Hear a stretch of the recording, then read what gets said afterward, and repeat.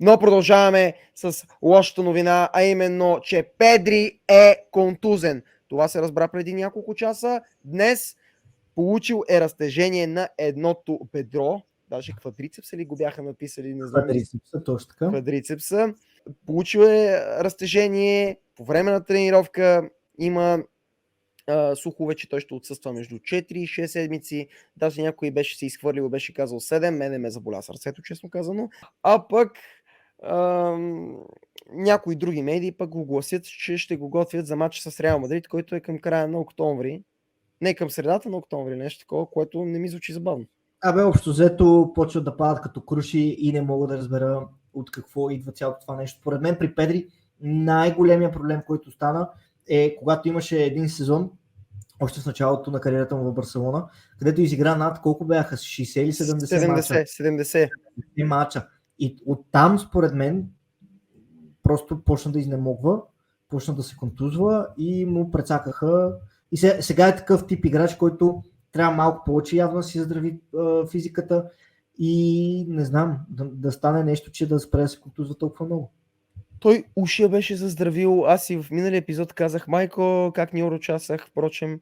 Аз казах, стане ли есен, почва да се контузват, Араухо, няма го, Педри, Медри, окапват и взеха, че окапват. Бележите на тренировка.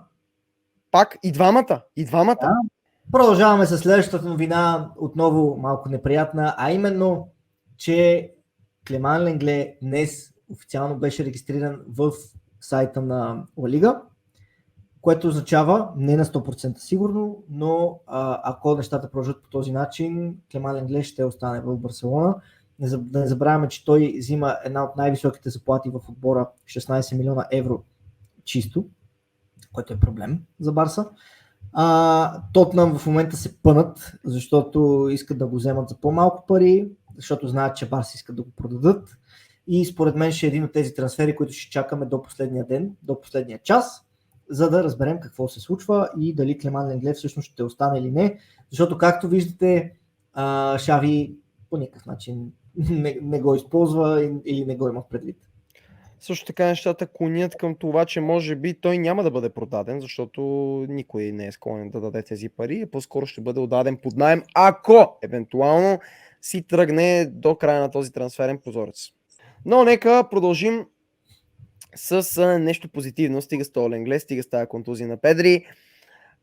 Немската перла, как си го написал, майко? Ноа Дарвич или Ноа Дарвич? Не знам. Ноа Дарвич ще го наричам. Да, е тренирал с мъжете тази сутрин. В нашата страница преди време бяхме пуснали едно Here we go. После официално се обяви този трансфер. Ноа Дарвич, един от най-обещаващите млади таланти, един от големите вундеркиндове или кинди, не знам как да го нарека. Киндове в световния футбол, е част от Барселона. Сега ще видим естествено дали с отсъствието, примерно на Педри, няма да го видим в игра. Подготвил е Камен и много интересни хайлайтове на това момче. Заслужава си да ги видим, защото просто е брилянтен от това, което видяхме преди подкаста с Камен. Ето го, Ноа Дарвич, може да се насладите на новата перла на Барселона, който е също на 16 години. Само да вметна. И той е връстник на Ламин Ямал. Това, което впрочем си казахме с Камен, едно от нещата, които си казахме, защото ние много неща си казваме, е, че като движение, малко така играта с крака напомня на Кристиано Роналдо. Барса са купили някой, който напомня на Кристиано Роналдо, но това не е срамно, защото това е огромен футболист. Един от най-големите. Че като тактическа игра ми напомня малко и на Месут Юзил. Да, и като националност напомня на Месут Юзил, но да имаме такъв късмет, смеска между Роналдо и Юзил, ако имаме в отбора, ще бъде просто уникално. Наистина, вижда се, че момчето не е случайно спрягано за един от най-големите таланти. Има хъс, категорично има хъс. И дай Боже да го видим с Ламин Ямал да си партнират. Но Шави ще трябва да покаже големи кохонес, за да разчита на тези малките. На малките кохонес? На малките кохонки.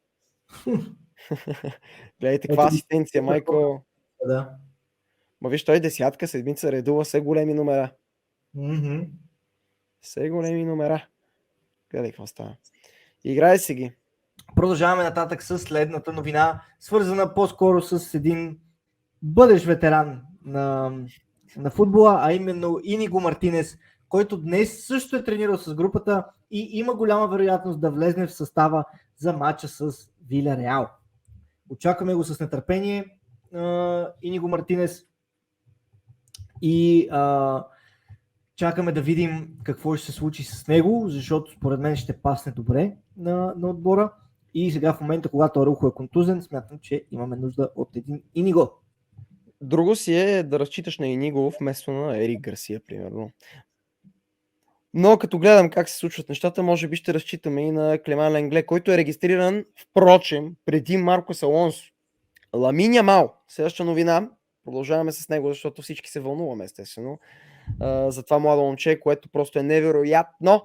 Ламин Ямал може да бъде извикан за националния отбор на Испания, а е само на 16 години. Това малко ми напомня на господин Ансу Фати, впрочем.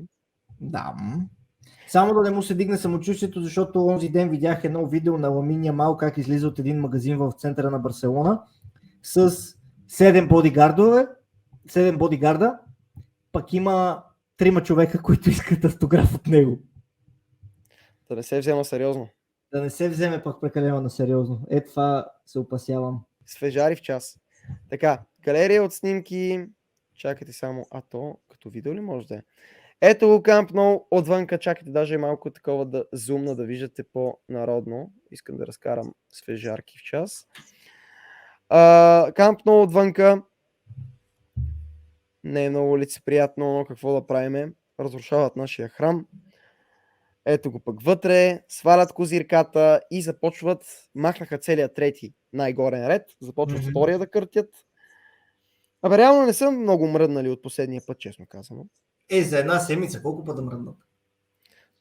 За една седмица колко да мръднат? Виж, че отвън много правят.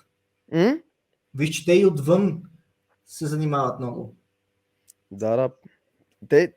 То не е само да изкъртят стадиона. Аз се чудих дали просто не могат да го съборят там, да го гръмнат с експлозиви, ама май... Не е позволено. Не е позволено? Не. Добре, как в България това се случва? Ама в Испания или по-скоро в Барселона в момента, или доскоро поне, кметицата беше една гадна еко-спасителка, която просто не обича някакви подобни неща и развали целия град. И едно от нещата, които не позволява, е точно това. Събаряне на сгради по този начин. Трябва да е лека по лека, спокойно, да не се вдига много шум. Също така...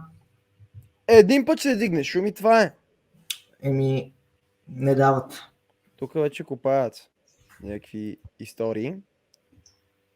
Сериозни работи. Гледай какво става. И на мене така ми се вдига крана, като влеза на Камп Ноу.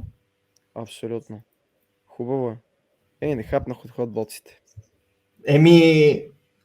Се надяваме да са там и след като стане отново стадиона.